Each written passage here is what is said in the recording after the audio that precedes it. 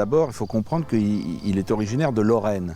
Donc c'est quelqu'un qui est né au Luxembourg, mais dont son père est parti tout de suite vivre en Lorraine, qui à l'époque était allemande. Et donc il a commencé sa carrière comme avocat en Allemagne, et puis ensuite la Lorraine, après la Première Guerre mondiale, est redevenue française, et bien, il a eu une carrière d'homme politique en France. Il représentait le département de la Moselle en tant qu'un des députés à l'Assemblée nationale à l'époque.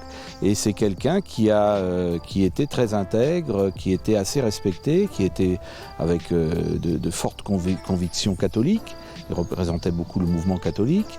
Mais pendant la Seconde Guerre mondiale, il a eu évidemment des désaccords avec le régime de Vichy. Il a été même emprisonné par la Gestapo. Et il a réussi à s'évader et il s'est caché dans différents monastères jusqu'à la fin de la guerre où, dans le premier gouvernement de Gaulle, il a retrouvé un siège de ministre. Et il a toujours été au gouvernement ensuite. Et en 1950, après avoir été président du Conseil, il est ministre des Affaires étrangères à cette époque.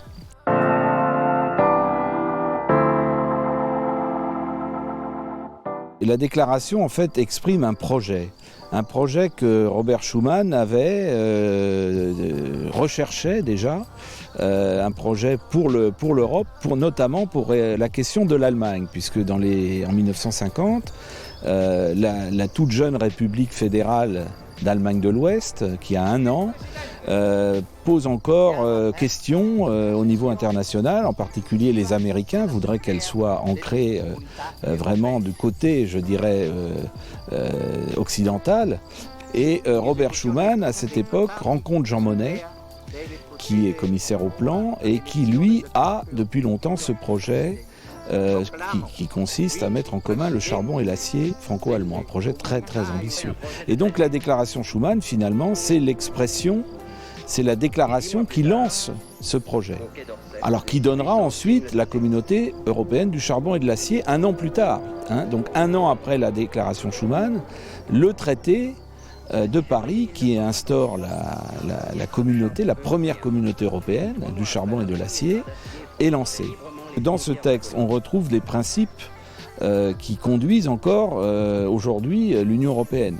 D'abord, on y dit, dans le préambule, même dès le premier paragraphe du texte, c'est un objectif de paix sur le territoire de l'Europe. Ensuite, on met en commun à l'époque ce qu'on a le plus précieux, le charbon et l'acier, mais on le met aussi sous le contrôle d'une autorité supranationale. Donc ce qui va donner ensuite la Commission européenne, c'est l'ancêtre de la Commission européenne.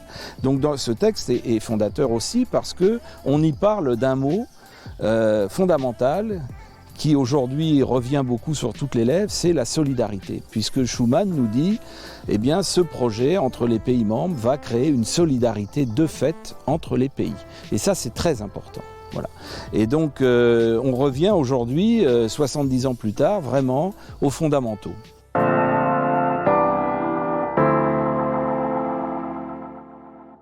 Vous trouverez toujours des gens pour dire que soit on n'a pas fait assez, soit que c'est trop. Mais on peut dire globalement que, regardez, 70 ans plus tard, nous sommes maintenant 27, à l'époque ils étaient que 6.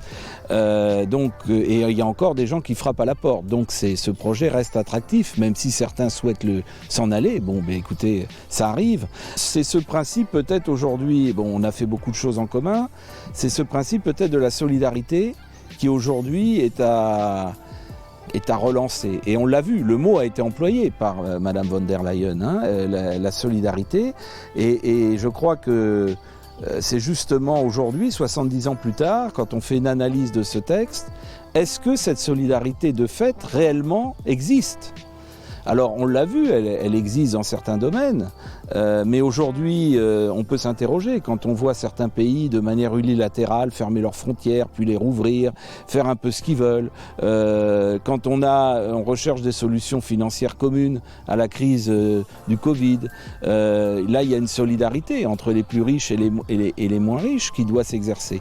Donc c'est cette solidarité dont parlait Robert Schuman, et elle est aujourd'hui vraiment de plus en plus d'actualité. Est-ce que nous sommes capables de la mettre en œuvre ?